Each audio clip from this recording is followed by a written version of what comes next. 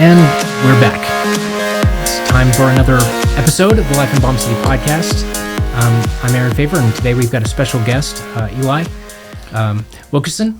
Wilkerson. Yeah. And we have we're going to get to talk about you own a Praxis Detection Services. Yes. Okay. And we're going to get to talk about some of the origin story of that, and your life experiences that led you to that, and probably get to have some pretty good conversation along the stories along the way. Sounds good. Awesome. So I will go with dealer's choice. So what do you want to know about? Well, first of all, what led you to become a private detective? Was it something that you thought early on in your life you want to? What led you to start your own business? I come from a family of small business owners, so that was kind of already in my blood. Spent about 16 years in law enforcement. Had 8 years with the military, and it got to a point in the law enforcement career that I would have individuals, companies asking me if I could, if I could investigate something for them, but not necessarily specifically crime oriented. And I was like, I'm going to have to refer you over to a PI. So the business side of me was saying, hey, you know what? Why would I leave money on the table? And so, started slowly building it up. Initially, it was the whole deal to be like, hey, I'll take on a couple of cases here and there regarding my business, and then it started to develop more and more. I guess you could really say the PI bug kind of bit me in probably about in 2014, while I was working on my master's degree at WT and also studying for the Certified Fraud Examiner credential. And I didn't think I had enough experience back then, and so from 14 to 15, just continued to do research on developing the business, what the life is of private investigations, what, does it go beyond like the classic, what everybody sees on TV, like the cheaters thing. And so finally in fall of 2019, I decided that it's kind of like the whole classic, like put up or shut up kind of type deal. And so I said, well, might as well go ahead and get the business license, get the individual license, hang the shingle out, and we'll see where this goes. And that's just kind of where a really high level overview on like kind of where it got started.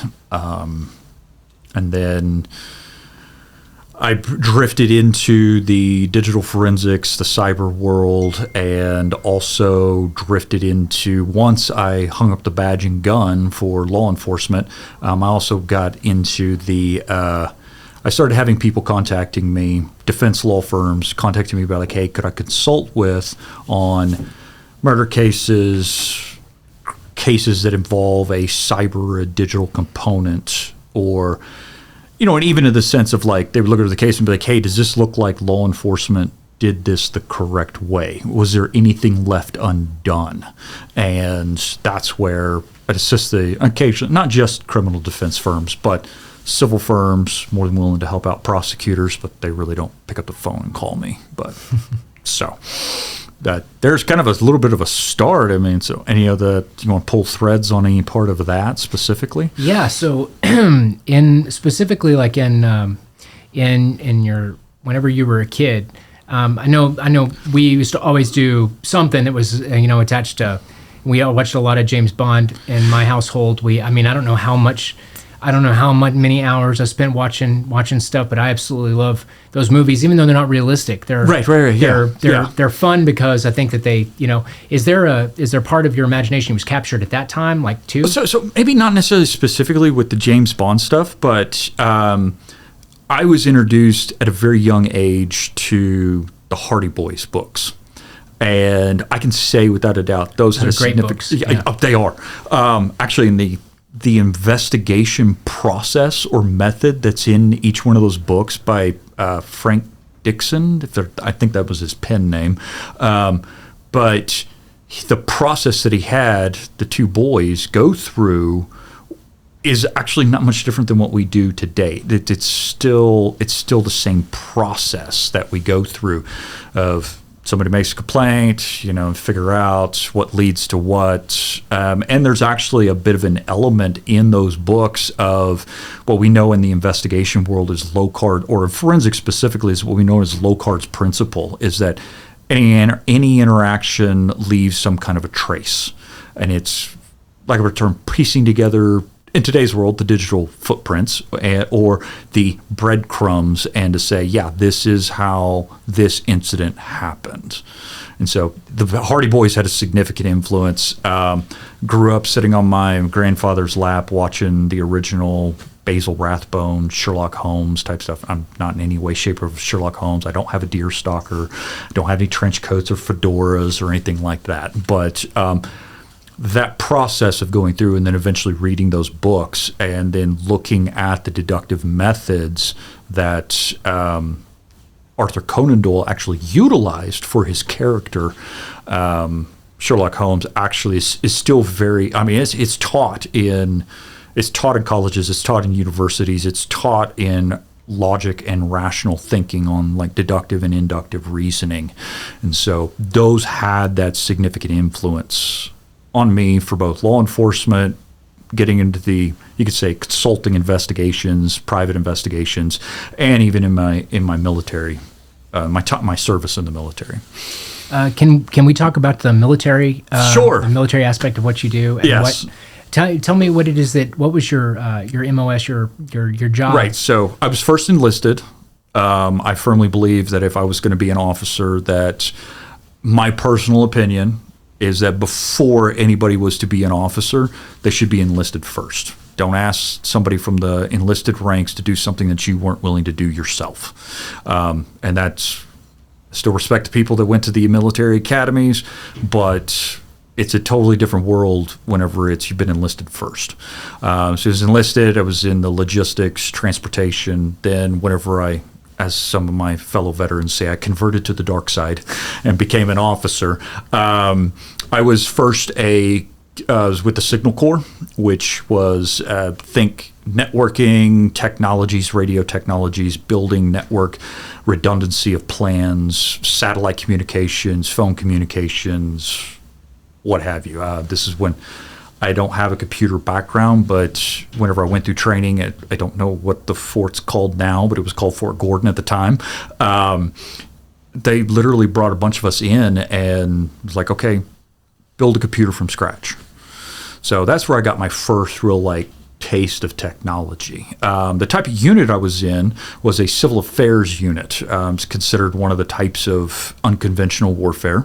And it was the 413th Civil Affairs Battalion in Lubbock, Texas. Got called up to active duty to go serve in Afghanistan. And my job there as a civil affairs officer, team leader, was to try to work with the Department of State, Department of Agriculture, United States Agency for International Development, U.S. Army Civil Affairs Psychological Operations Command to try to establish what we call here in the United States county level government. And really what I did was I mentored the different facets of that.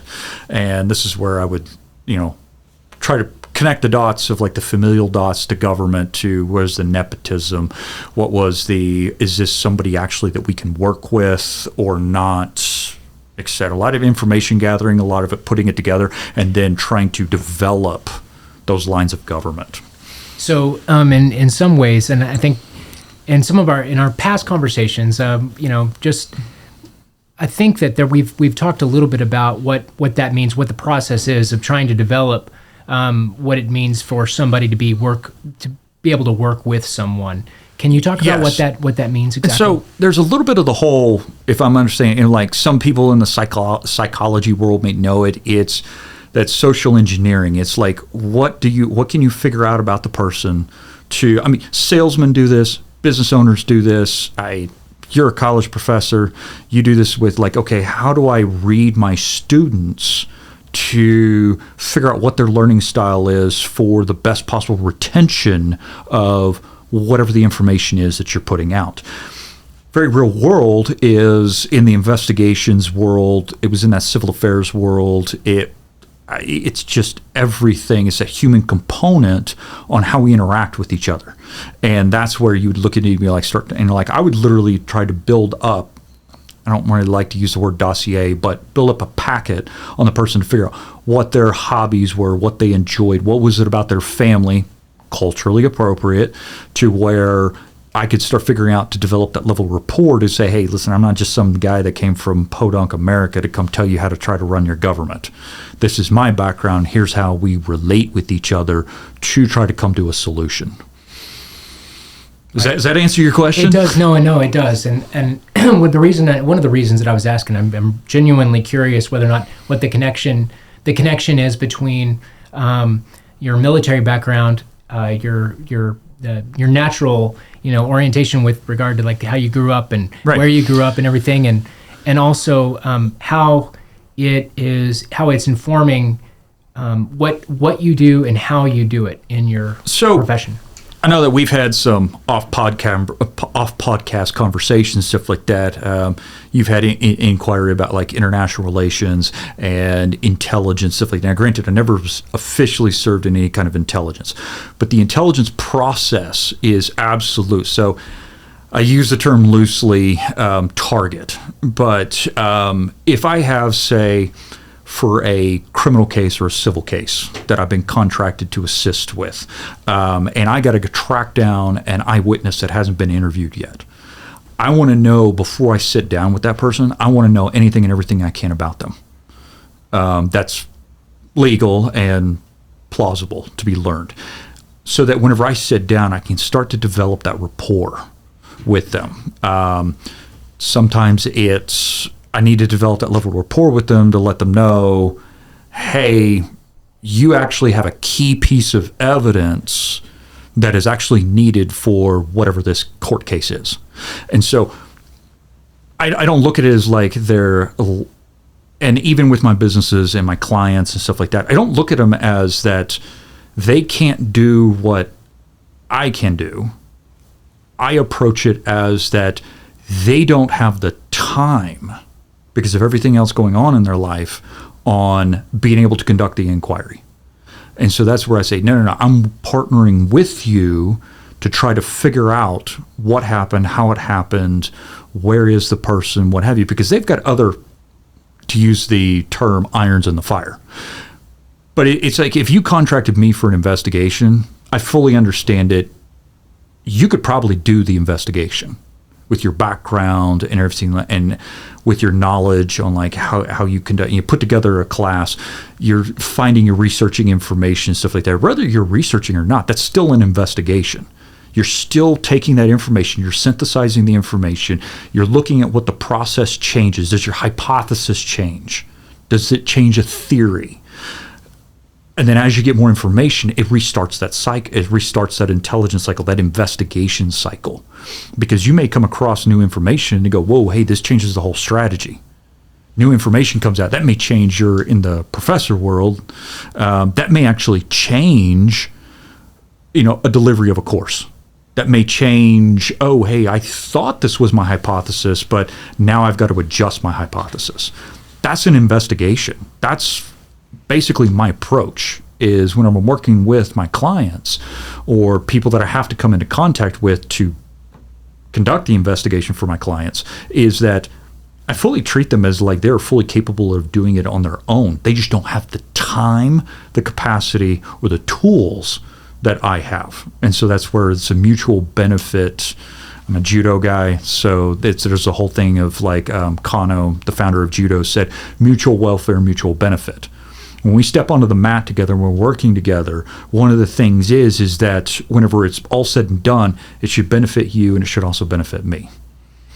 And so my output of running an investigation business can't guarantee an outcome of an investigation, but the work that I do on behalf of you, it should benefit you in some way. It should go, yep, that validates my findings, or what I know, or, oh, we just found some new stuff, and that actually helps me shift my business strategy, helps me shift my what have you. I mean, you could take this and you could apply it to opposition research for politics. It's that intelligence and the investigation process is key in research.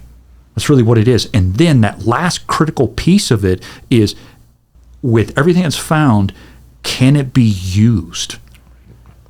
And what is the objective? Yes. Especially, what is the objective? So, if you said mutually beneficial, I mean, from the perspective of a client, let's say a prospective client is is an actual political candidate looking for targetable information about their opponent. Yes.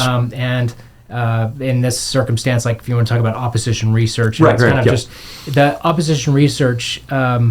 It would be exploitable, things that are exploitable about a Yes. human being. Publicly available information that maybe Yes. other people don't have the time or the tools Right. to reach out and find for themselves. Would that, So if we break that down, just take it down to it's just simple. So like Occam's razor concept. Okay, the simplest explanation is probably the best explanation. Not all the time, but most likely it is. So we've got a target, subject of an investigation. Okay, the next step is, if we're looking for something exploitable, we first have to find a vulnerability. And then once we find a vulnerability, we got to prioritize those vulnerabilities.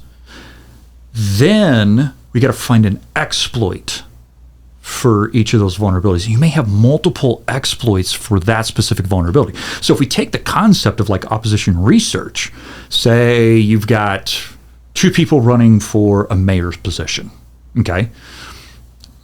What is the value of usable intelligence? Yeah, I could figure out that, oh yeah, look, he or she's on their third marriage and they like to travel to whatever and stuff like that. That's just information and data. But how does it get down to a point to be like, how can we utilize it? If it's information or data, it's possible that there's a vulnerability with that. Where we transition into, can it be usable? Can it be exploitable? And I'm not saying in like some weird, ransomware or blackmailing or anything like that. It's not like that. It's just the utilization from the military, the law enforcement background it's what can I find that benefits this person, or how it can be utilized to get this person to work with us, or to get them out of the way. right. And so, I mean, those are all three potential outcomes of this. It's like, yes, I can help you. No, I can't help you. Or there's nothing that we can really do at this time. I mean, you could, and that's why I try to work with my clients to try to let's keep this as simple as possible. And it's like, in a weird way, in the justice system and stuff like that, it's like, can we sell it to a jury? And then my job is to help the lawyer. Is like, can you sell it to a jury? It's not a great shining hope for America, but the average juror doesn't have but like a 10th to a 12th grade education. That's average. Not saying that they don't have it. That's just what the stats say. Right, and like engagement numbers seem to Yes. be that. I mean, from jury pools to Yes. what it is that people are doing. The level of engagement of the American people is the same level of engagement or less of the types of TV shows they watch. Yeah, oh, yes. I mean, it's a good example of what engages Americans. So it's not surprising in some ways that the types of stories also that you see being sold in like Hollywood and other places, any type of drama, Right. Is also what a political candidate wants to be able to put together to narrate their story to the Yes. American people, or to try to tell the story of their opposition. So somebody gave me a phrase the other day, and it said, "We are drowning in information, but starving for knowledge." Okay, that's great. Yeah, we live we are probably we're probably right now, especially with AI and everything like that, we're in the next epoch of human development. We really are. Don't know where it goes from here. But the beautiful thing about it is we are every day, like our phones, everything, doesn't matter. Us doing this right now and everything like that, we are drowning in information. But to be able to synthesize that, be able to use it, make it work for us, that's the trick for the human mind. or a client's or what have you. So that's where we still go back to the whole, is it exploitable? I mean, if I'm researching, like I spent the time, like researching for my business, researched other private investigation firms, what worked, what didn't work, and stuff like that.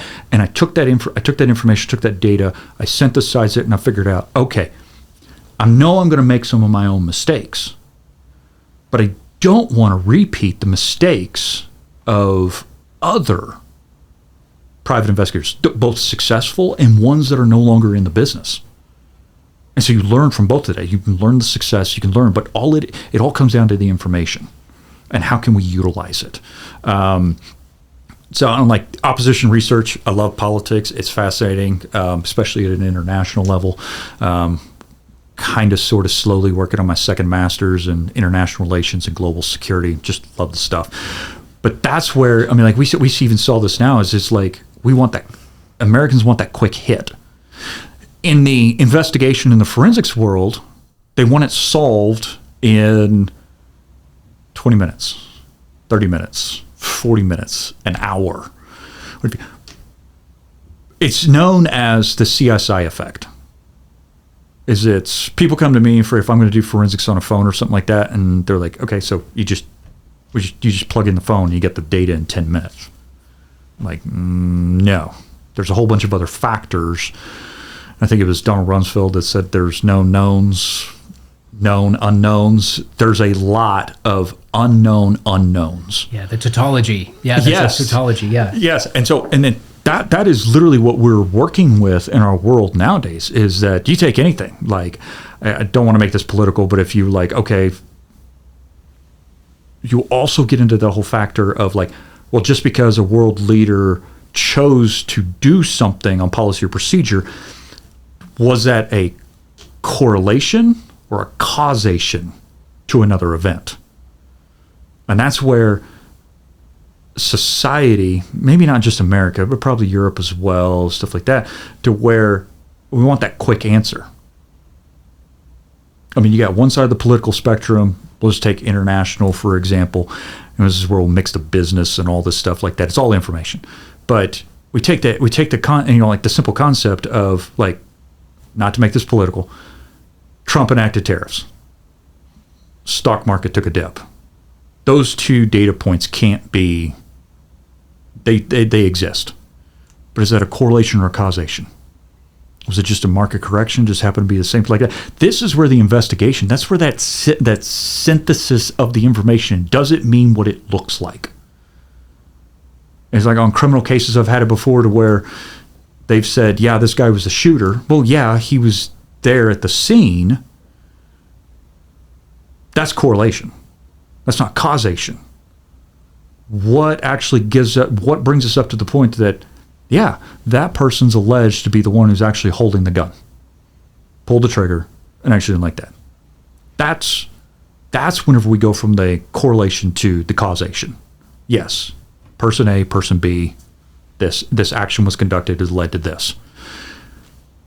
They could still be in the same area. They could still be part of the group, but were they the ones that actually pulled? So that's that correlation and causation. And that's one of the things that the investigator lives in. That's what we help our clients with, is to sit down, do the synthesis, and go, yeah, we're actually seeing that correlation to causation. Then, yes, and because now we have a causation, this is how it, and sometimes it's advising them, and they're like, hey, this is what we're seeing, like it can be used or utilized, exploited. Sometimes that's left up to the client to try to figure out, the end user of the information, the intelligence, the evidence. That it really comes down to them on, are they going to use it? I can't force anybody to use my research and my findings. I can present it, but it's still ultimately going to be them on how they want to utilize it. If they can utilize it, exploit it, what have you. I went down a whole bunch of rabbit trails with that and stuff like that. But there's a lot of places to go. Yeah, but to see that it's, regardless of what the topic is, conducting an investigation is really not much different than conducting research.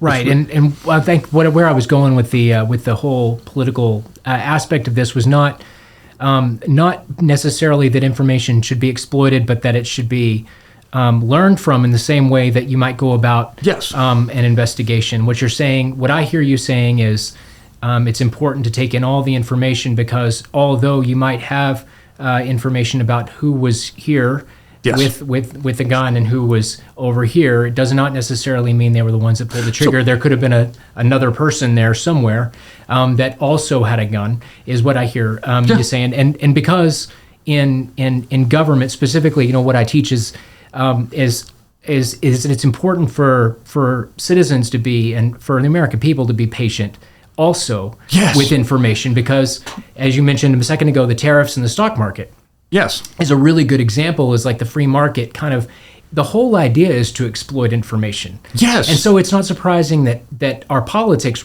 are reflected as being what information is there out there and what information can I exploit for short-term benefit, because they really have to do it. I don't remember where the phrase came from. I've heard the phrase several different times, several different locations, so I can't attribute the phrase to any specific person. Politics is downstream of culture. And so if the culture has this CSI effect, solve it right now, give it to us right now.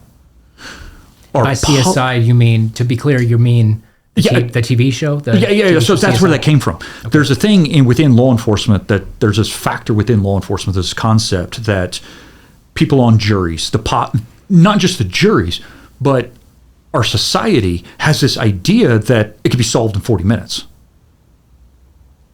Why can't you solve this in 40 minutes? We want that instantaneous information. News report comes out and says, since we're here in Amarillo, 5 people shot on the north side of Amarillo.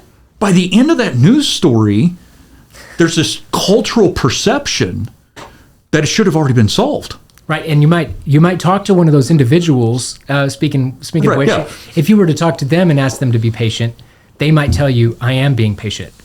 Yes. But that's CSI. I guess the CSI effect is. And they actually teach the CSI effect it's at least mentioned if it's not officially part of curriculum. It is mentioned when training law officers that there is this actual perception that things get solved in 40 minutes with commercial breaks. I mean, but politics are as downstream of culture. So you get that segment of the population that if it goes to a jury trial, they have this, what's the Latin term, the a priori assumption, the preconceived notion that it's solved. There's no reason to question it. All the information's been synthesized, stuff like that. What's being presented to them is the cold hard facts. And it may not actually be what actually happened. Right. Or the whole story, the whole incident hasn't been told. That's the value of, and one of the benefits of America and our system of how this works is that sometimes we got to pump the brakes. And thankfully, we're in a system to where there is an opportunity for that. Does it happen all the time? No. But this is where the benefit of sitting down and going, okay, is this what really happened? So you like government and stuff like that. And so politicians, I don't think politicians ever win anything. They're constantly under a microscope. Or maybe they don't necessarily win anything, but according to whatever politics views or anything like that, they never get anything right. Yeah, and you can't allow the story to be that another party or the opposition party got it right, because first of all, that means that they would have won.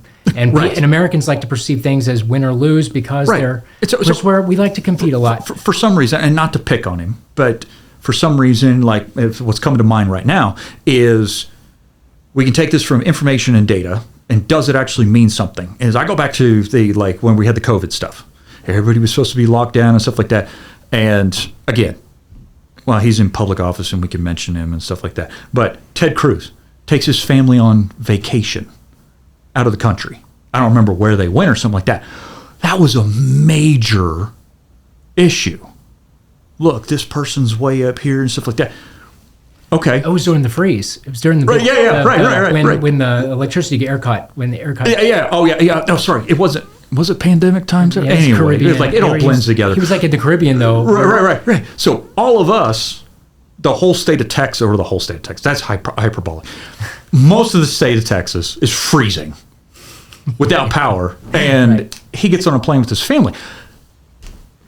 Okay, that's just information and that's just data.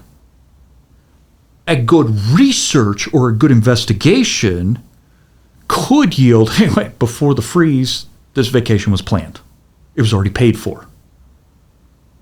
I mean, he has a private life to a certain extent. Not as much as you and I do. And it happened to be, I think, if I remember right, early January or February. I don't know if they were. I don't know if the House and the Senate were on.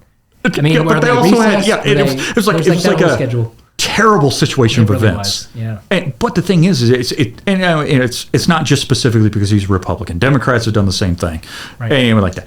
But that's where you can see, okay, if that was really happening, you want to carry over the intelligence and the investigation. I could probably say that the opposition in that situation, hey, great at gathering information, great at gathering data, terrible execution of intelligence and trying to utilize that to exploit. Unless it was just you wanted a flash in the pan, you wanted clickbait on whatever news media platform and stuff like that. If that was your end goal, well then great, you did great. But now you have that risk on the back end of now somebody who's willing to be patient, do the research on why did the politician XYZ go with his family and like that. So I know he's under scrutiny right now. I was for a while listening to another podcast, is Dan Bongino, but he always had this rule that it was like the 72-hour rule. Wait 72 hours to see what else comes about so that you actually can potentially get more information, more data, which can lead to, doesn't always, but can lead to a better intelligence product, a better information product, what have you, so that is this what's really happening? Right. And one really popular, I think, thing that people relate to with regard to it is maybe the JFK assassination, right? And in the 1960s, and really there was a lot of bad investigative procedures that were involved in that criminal.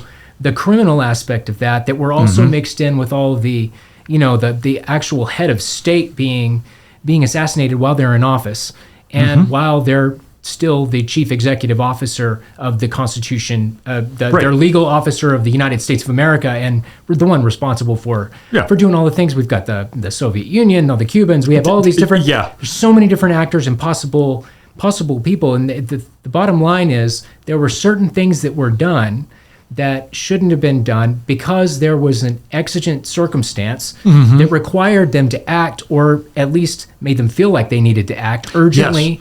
But if it had been a regular citizen, there are certain things that would have been in play that maybe not would have been in play if were maybe not in play in the 1960s for the president. Right. Like for example, the autopsy not being done after the fact outside of the jurisdiction where the crime occurred. There's certain basic things like that. Yeah. So, did they have to do a change of venue? Was this an yes, it was the president of the United States at the time, but is there something, and at that time, was there something already in the laws to say, oh, this is an exigent circumstances, we're going to take this outside the jurisdiction?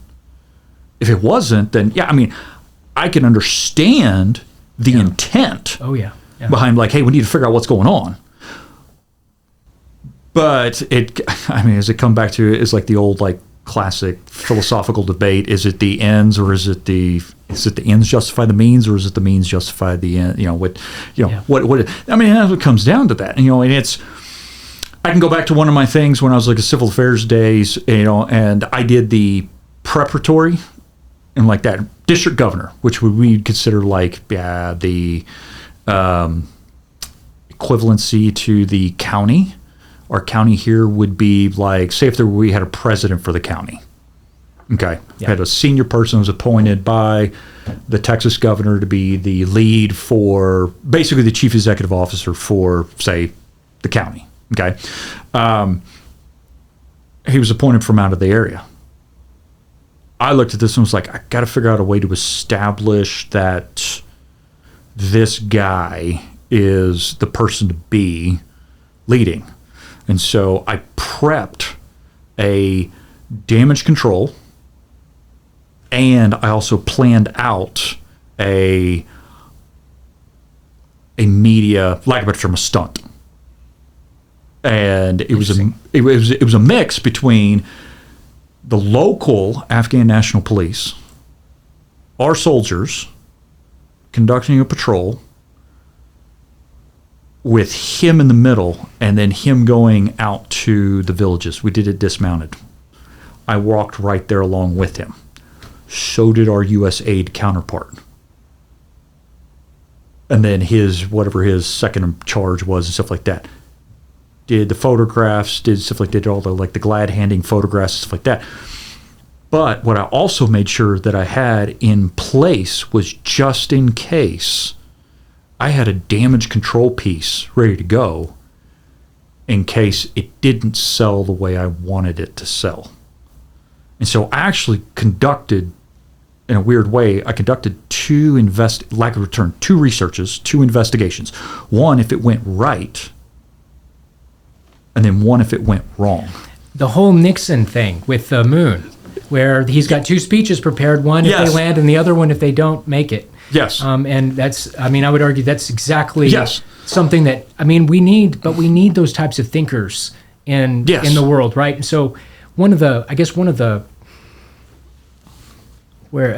is the connection between your experiences in civil affairs and what you're doing in Afghanistan, doing what you were doing with regard to the, that the connection might be, or one connection might be that I think it's interesting too, and I'm curious to know what your perspective is on this. And I'm not taking it in a different direction. This is exactly that's fine. It's right in line with what we're doing. So if you were to go, what you're doing now, this was in what year were you in? 2010, 2011. 2010, 2011, and the time that you're there, you're gaining a lot of extraordinary experience. And also building on your experience here in the United States, but helping them build a society that's a legitimate society that that has a place for legitimate authority. That's not necessarily only a more centralized form of government than maybe what they're used to. Right. And I mean that with all the respect in the world. It's much more. It's a plausible, legitimate government that allows them to reason with each other and work out big problems at the national level. This is a lot of questions. Oh, you got multiple different. I'm the question that I have. There's the question. You're fine. So when you're there, do you ever think now, like after having done that and then doing what you do now, as owning your own private investigation business and really having a lot of information here in the United States and working alongside lawyers and different all these different, probably a wide businesses, variety lawyers, of different individuals, multiple different types of clients. Yes, lots of different types of risk that you're trying to deal with. Yeah. Do you ever think that was it in the situations, how would you have done your job differently? Would you do it differently? So in Afghanistan, if you had a chance now to go in 2025, that we definitely don't want to. Yeah. How would you leverage the information that you've learned now to help them create a more legitimate system? So that's a huge question. That's it is huge, and it goes right in line with. So one of the things that I also did was, because some of these government leaders at the local level, they weren't a good fit for where they were or their position. Some stuff just didn't start making sense. So my law enforcement background, I was like, why does this make sense? And whenever something doesn't make sense to me, I get this worm in the brain that just won't go away until I maybe find an answer. Sometimes I don't find an answer. But in this, I was like, why is this guy in this position not doing this? I'll give you an example. The local government wanted a cricket field. So, and congratulations, you're the first time this is ever being heard, like being recorded. So, and it's nothing national secrets or anything like that, but it is the concept of the research, knowledge, and how you use knowledge. Local government wanted to build a cricket field for local school. They didn't have one. To mentor them, we said, okay, fine. Let's go through, put the project together. Let's build out list of tools, list of materials. I like baseball. So the closest thing that I could get while I was over in Afghanistan was watching cricket. So I would watch some cricket and stuff like that. So one of the things that I learned about cricket is that it's played on packed clay. Okay. That didn't mean anything at the time. But whenever they put this project together, worked with the local leaders to put this stuff together, one of the materials that was listed was concrete. You don't need concrete. There was no need for concrete in that basic, very basic infrastructure project. I wanted to know why were they trying to list concrete on a project that didn't need to be done. It led to an investigation. Started piecing together some information about subcontractors and stuff like that, familial stuff, nepotism, and all this other stuff, and then made connections that went across the border over to Pakistan. It was basically at an economy of scale, at a macro level.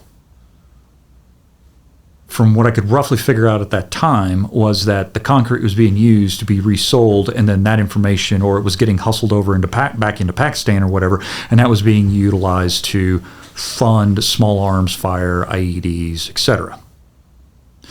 But it came down to one specific guy that we were mentoring, I use that term loosely, in the government.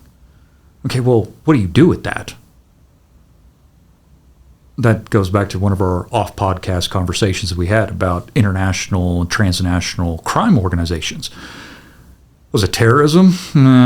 Was it insurgency stuff? Belligerency? Don't quite know. But at a minimum, we got a crime. You've got a fraud. Yeah, a fraud. We got a construction fraud. Whatever the cost of the concrete was. Right.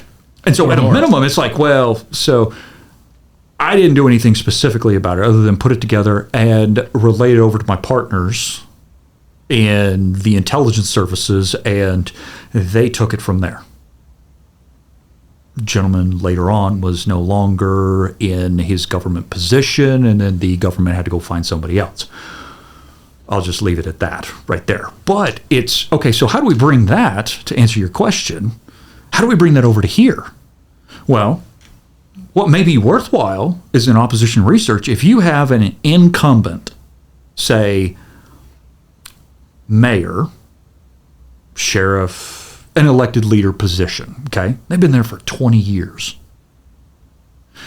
What may be worthwhile in the opposition research is to have somebody who can do a 20-year, in this case, for this case study, like a 20-year deep dive, and saying, hey, even though they've been in the position long enough, it may be worthwhile to the opposition to go in, hey, by the way, 5 years ago, this contractor was used for this city infrastructure project, and even though there was available for other contractors, why wasn't the competitive bidding process utilized?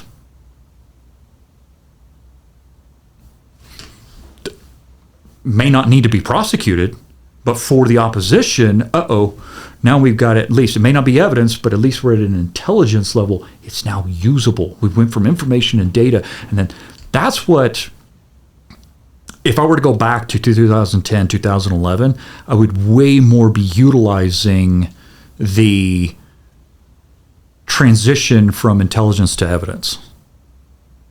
And then, because some of the stuff I didn't know at the time and what I know now, and whenever I look back, there are things that I was like, oh my word, it was staring me right there in front of the face, in my face, and oh my word, I see it now. But I didn't see it at the time, just because I didn't have the training, the education, the what have you at the time. And I'm like, oh yeah, I look back now. And yet, I mean, in the U.S., the way that we see, I mean, and there's a huge difference in that. For example, something like that. One of the things that I'm working on right now is a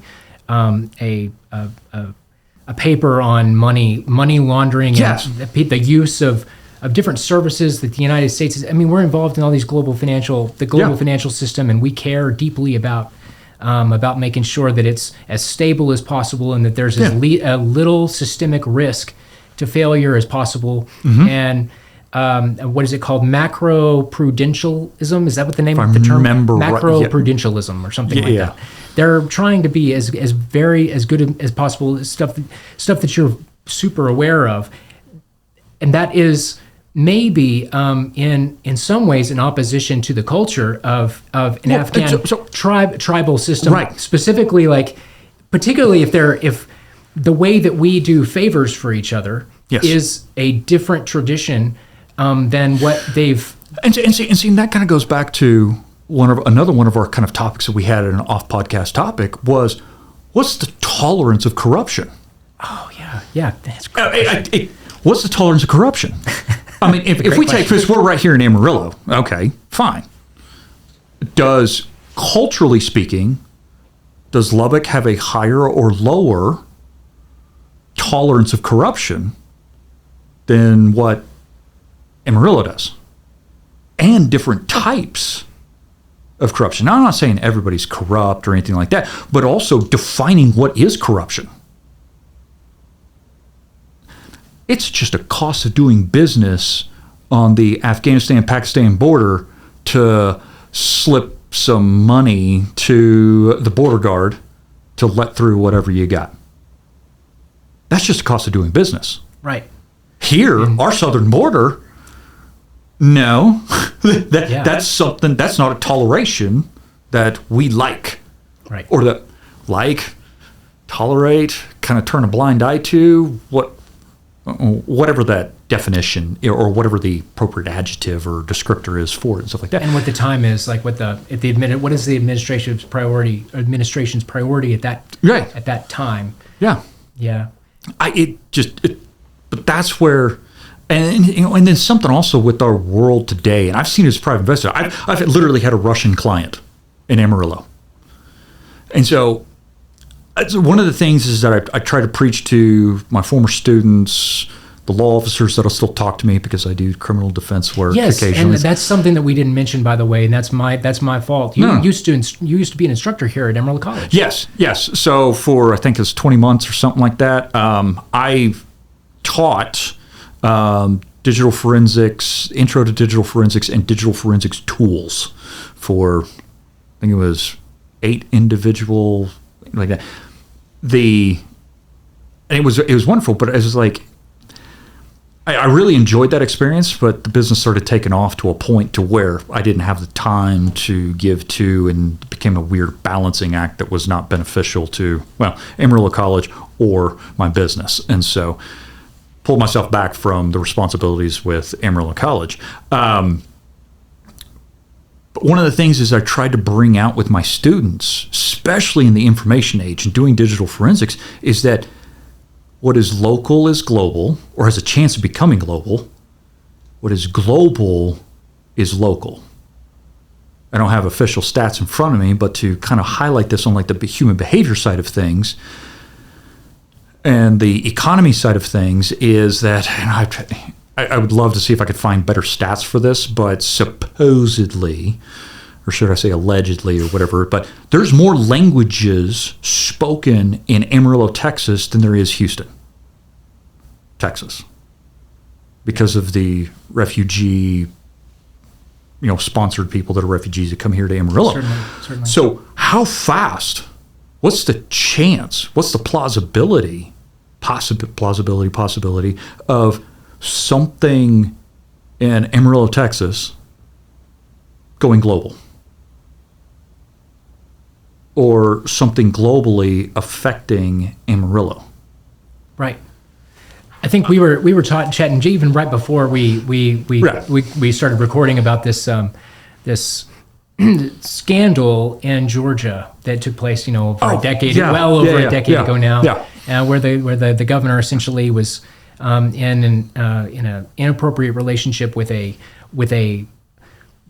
family member of an official from a foreign Country. state. Yes. And basically we were talking. I mean, I think that his staff thought that he was hiking the Appalachian Trail or something along those lines. Right, yes. And in reality, he was visiting his Mistress. mistress in a whole other part of the world. Yep. And what's fascinating about that is I guarantee you that was not something that your typical Atlantean, Atlantean? Yeah. We'll go with either one. Yeah. It'll work. Would have woken up that morning and thought that they were going to be putting together the two different people, and yet something that, and I mean I guess it makes a little bit more sense, Georgia's southern state with at that time Republican governor, and right. And now to find out that from that point all the way till now they've been working to get where they are right now with their reforms, which has been a tremendous accomplishment. But yes, it is. It's not something you naturally put together though in the early 2010s. But those. And what did they call it? The chaos theory, or the butterfly flaps its wings in Japan and it causes a hurricane in the Gulf or something like that. It's those small things that, to use another phrase, breaks the camel's back. They eventually all accumulate, or pennies eventually add up to $1, dollars eventually add up to $100, and stuff like that. And so it's how do you utilize it? It still always comes down with like the research and then the synthesis of it to okay, what does it mean? How does it work? I mean, that I do like how you were talking about that you had a rather interesting that goes along with this and the opposition research and stuff like that. Before we started this, you were saying, if you don't mind me bringing this up, that you in this class there's like the simulation exercise, and you had a student that said, instead of utilizing this information, get this out to the press immediately and exploit it to be able to have a short-term benefit in their cycles or whatever they utilized it on a more international scale, strategic, and said, even though this politician was, how do you handle this? And they're like the initial connection was like Brazil or Argentina, and then kudos to your student. Yeah, no kidding. In like the game of kings, and be like, whoa, wait, hey, hold on, this is information and this is data. Whether they realized it or not, intuitively, they went through some kind of analysis process and said, wait a minute, I could potentially use this I can use this information, I can cross another international border and connect to Mexico or Chile or Peru or what have you. Doesn't matter which one it is. But to make that hop from X to Y to Z, that's some very forward thinking. Does it mean that it is exploitable? No. Does it require more research? Because you went from intelligence and, now we've actually got the evidence that we can move forward with this manipulation of the global chessboard or something like that. That's research. That's intelligence. That's investigation. I mean, whenever you told me that before we got this podcast started, I was like, oh my word, that's our government.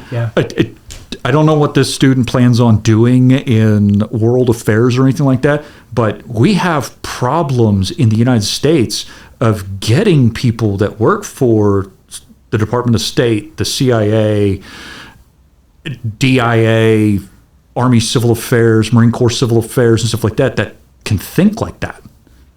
Almost on the fly. I don't know how long the assignment was or anything like that. But it has not been long. I'm very impressed. That's coming from you as a professor who's, government and history, and you read out everything from Machiavelli to Karl von Clausewitz to like that. But and then also me as a combat veteran that, if you want to say, tinkered with local, global affairs, stuff like that. For a student to be able to do that and to think like that and to see that as a potential course of action, that's impressive.